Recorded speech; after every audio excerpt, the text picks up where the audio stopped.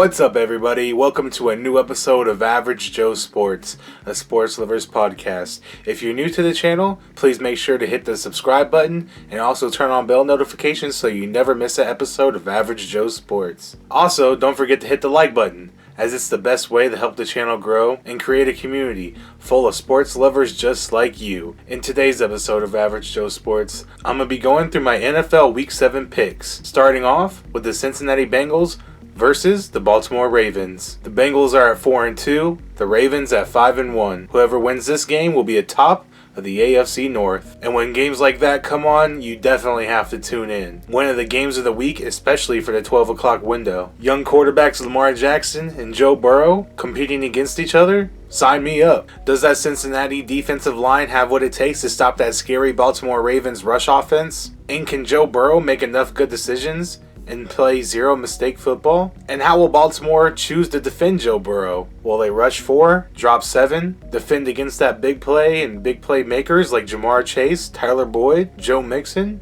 Should be an exciting game for sure. And for my final score, I have the Cincinnati Bengals taking this one by a final score of 27-26. Next up, we have the Washington football team versus the Green Bay Packers. Washington's defense, last time I checked, ranks number 32 in the league. After giving up nearly 400 yards versus Patrick Mahomes and not stopping anybody so far this year, that's to be expected. I mean, come on. They lit up over 30 points against Atlanta, for crying out loud. This game is in Green Bay, and Green Bay is going to be wearing these classic 1950s uniforms. Are you a fan or not? Let me know in the comment section down below. Personally, I'm not the biggest fan at all. Just too much green in my personal opinion, and the plain yellow helmet just doesn't do it for me. Shout out my boy Jew, the biggest Packers fan I know. He said he really likes them. Now, is that just Green Bay bias? Probably. But can this Washington football team defense create a couple turnovers and maybe keep this game kind of close? I don't know. That seems to me the only way that they can possibly cover the spread. Or will this be one of those games where Green Bay just hops out on top early and just coasts to a win? It also has that type of feel. And the schedule gods have not been nice to Washington. I mean, you get Kansas City at home one week and then Green Bay on the road the next. That's a tough draw. But hey, Washington, at least you got the Giants in your division, right? And you're not on the bottom. But for this game, I do have the Green Bay Packers defeating the Washington football team by a final score of 31-17. Let's quickly go over this Atlanta Falcons versus Miami Dolphins game, because I know a lot of people probably aren't going to be tuning in.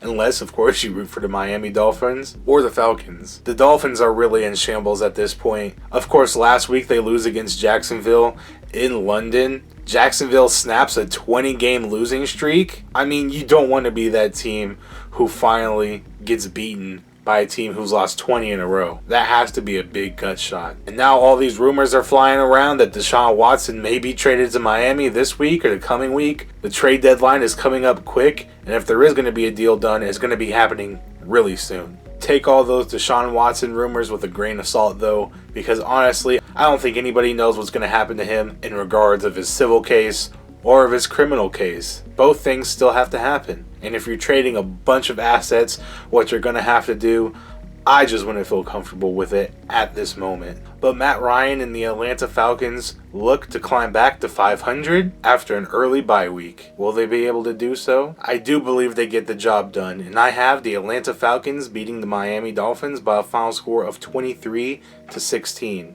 Next up, we have the New York Jets versus the New England Patriots. This is already the second time both of these teams have matched up this season. Kind of weird for division teams to face each other 2 times within a 7-week stretch. But, I mean, sometimes the Chiefs have played the Broncos in 2 or 3 weeks, so it's not the wildest thing in the world. 2 of the rookie quarterbacks coming out of this class, though, and Mac Jones for New England and Zach Wilson for the Jets.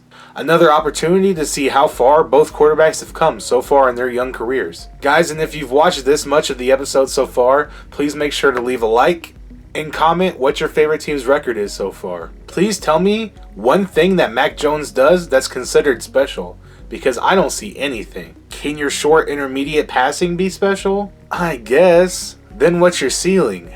Alex Smith? Take it from someone who's watched Alex Smith for 4+ years. It's not gonna get you anywhere. Zach Wilson has another chance to go up against Bill Belichick. Will he be better this time around? Of course, the first time, I think he threw 4 interceptions. Belichick is known for taking advantage of rookie quarterbacks, so can Zach Wilson even the score this Sunday? And if the Patriots do happen to fall to the Jets this game, and their record goes to 2-5, you can almost pencil them out of the playoffs already. Week 7. When's the last time we heard that about a Bill Belichick-led team? For sure, not in the last 20 years. But I don't think that happens just quite yet.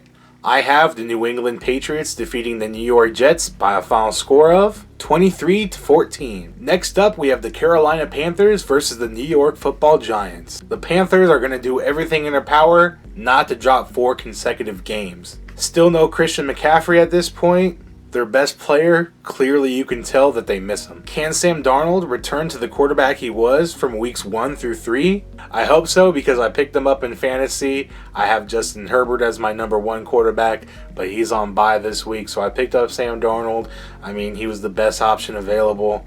So I'm rooting for you, Sam Darnold. Bring me at least 25 fantasy points, please. Couple touchdowns, maybe rush 1. But the New York Giants are a complete mess right now. So many injuries everywhere. Wide receiver, offensive line, defense, you name it. They have injuries in that place. And now you mix in coach and GM problems, and you just get a bunch of toxic mess. Joe Judge, David Gettleman on major hot seats. They could be one of the first coach and GMs to get fired midway through the season. The Panthers need this game in the worst possible way, and I think they get it done. However, closer than a lot of people might think.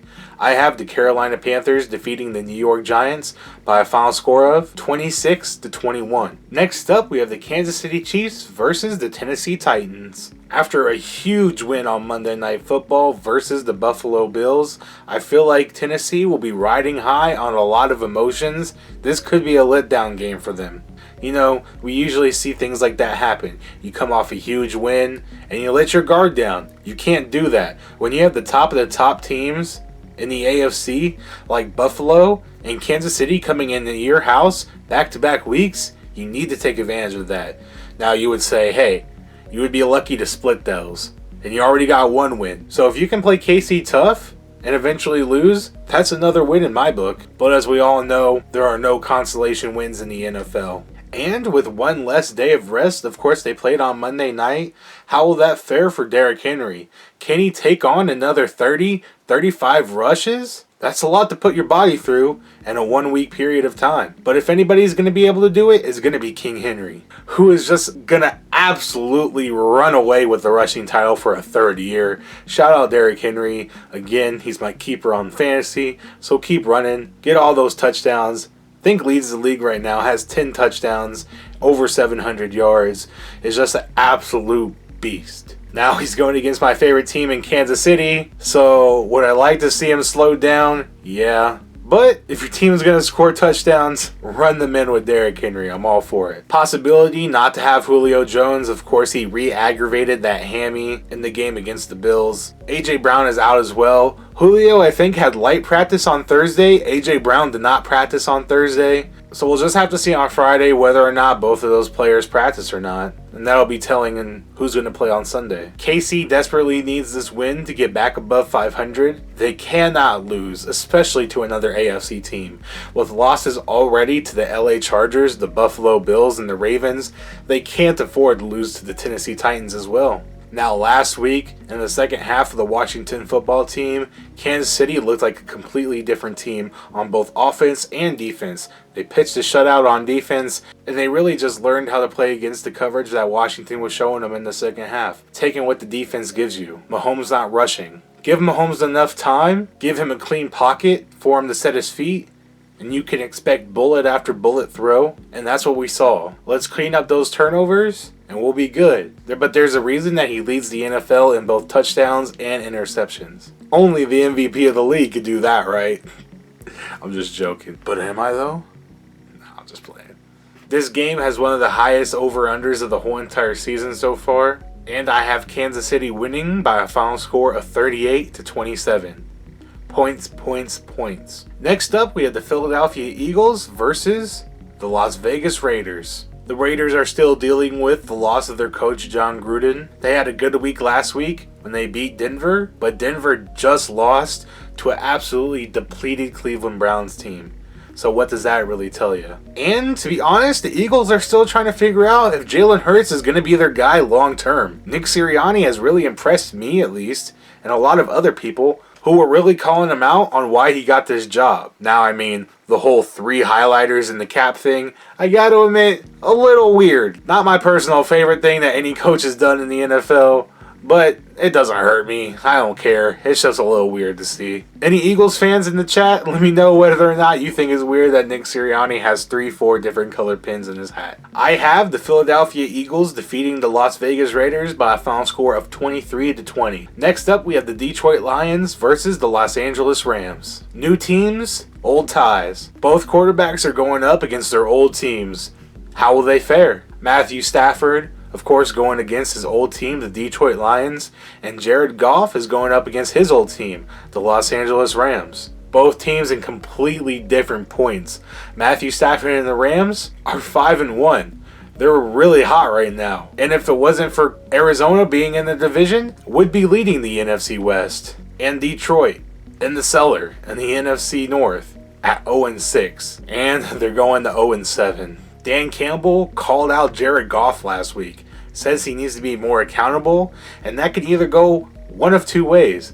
It can either go really well, he sees that he's been messing up, wants to improve, or it can completely just ruin a player's demeanor, and he's just going to be down in the dumps and not want to be in the field at all.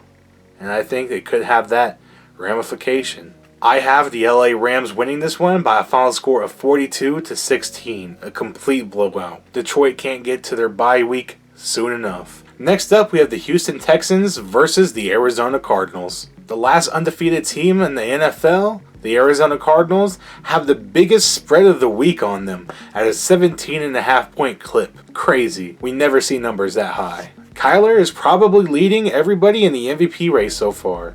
And whenever you're the last undefeated team, most likely the quarterback is going to be in the MVP consideration. This could be one of those games where he pads those stats. I think Tyrod Taylor should be back for this one, so that makes the Texans a lot more respectable than Davis Mills at quarterback. But can he be healthy enough to compete with this Arizona Cardinals team? Let's not act like that defense isn't scary. Now, I think they'll still be without Chandler Jones, but even without him, that defense is top 10 for sure. And will Zach Ertz be involved for Arizona? Now, he just got there last week. How much has he learned this playbook? How fast can he get it all down? Look for him to play at least 10 to 15, maybe even 20 snaps. Check for that red zone area. Is that where he's the most dangerous? I have the Arizona Cardinals winning this one by a final score of 29-3. Next up, we have the Chicago Bears versus the Tampa Bay Buccaneers. The Bears are coming off a very tough week where they lost to the Green Bay Packers, and Aaron Rodgers told the whole city of Chicago that he owned them. Bad week if you're a Chicago Bears fan. A rookie versus one of the best rush-stopping teams in the NFL, not going to be very good. They're going to plug that run and make rookie quarterback Justin Fields beat them from inside the pocket, which we all know and seen that he can't do, at least at this point in his career. Tampa Bay seem to be in cruise control right now, hoping to get back some of their key players for their deep run into the playoffs. But when will be the next time that they're challenged? Against the Bills? That's late inside of the year. So if Tampa Bay does happen to slip up in between now and then, this could be one of those games where they might have a little bit of trouble, but I just don't think they will. I have Tampa Bay big in this one by a final score of 31-17. Next up on Sunday Night Football, we have the Indianapolis Colts versus the San Francisco 49ers. The Colts got absolutely embarrassed a couple weeks ago on Monday Night Football. Of course, they let Lamar Jackson and the Baltimore Ravens come back from like 18 points down to beat them in overtime. Tough, demoralizing loss. But the San Francisco 49ers are also struggling. Of course, injuries have hit them again this year. And if San Francisco happens to lose this game and start to fall farther and farther back of playoff contention, when do they throw the rookie quarterback Trey Lance in there? I mean, you traded everything to get him. You have to see if he can play or not. Of course, he's already had the one start so far this year. Lost. I can't remember who they played against, and he didn't play great, but he needs reps. He needs real game reps to get ready, because most likely you're going to be playing him next year no matter what. So let's see how he does this year. Justin Fields, he's in the same category. Let's get your legs underneath of you. Be bad this year so you can be good next year. Because to make the playoffs in the NFC, you're going to have to be at least a 10 or 11 win team. And I just don't know if San Francisco can get to that big number, especially in the division that they play in, being the NFC West, having probably the top 2 teams in the NFL in it. But one bright spot for Indianapolis is that they have Jonathan Taylor on their team. And he's emerged as probably one of the best young running backs in the league. But with the running back position getting less and less important in terms of big names, will he ever see the contract that he deserves? I just don't know. So for a final score prediction in this one, I have the San Francisco 49ers defeating the Indianapolis Colts by a final score of 28-23. They eke out the win and stay alive in the NFC playoff contention. Finally, we have the Monday Night Football matchup. It's the New Orleans Saints versus the Seattle Seahawks. Russell Wilson can't get back soon enough for Seattle. Geno Smith is their quarterback right now, and he just doesn't make the cut. I know they've been in talks with Cam Newton, but I'm not sure if that's really gone anywhere since the first time that that's been reported. Especially after Geno lost it for you on Sunday Night Football, you have a chance to win the game. But then, of course, we know TJ Watt happened. And sometimes the defender gets the better of the offensive player, especially when that defensive player is TJ Watt, the highest paid defensive player in the NFL. And that offensive player is Geno Smith, pretty much career backup.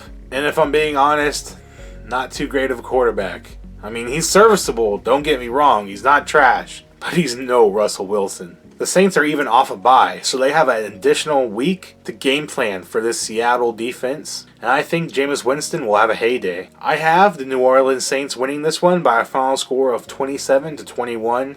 Seattle might score a late touchdown to make it seem like it was closer than it really was, but the Saints will be in full control of this game from beginning to end. Alright everybody, that was this episode of Average Joe Sports, a sports lovers podcast. Don't forget to hit that subscribe button, turn on all bell notifications so you never miss an episode of Average Joe Sports, and make sure to hit that like button. It's the best way to help grow and create a community full of sports lovers just like you.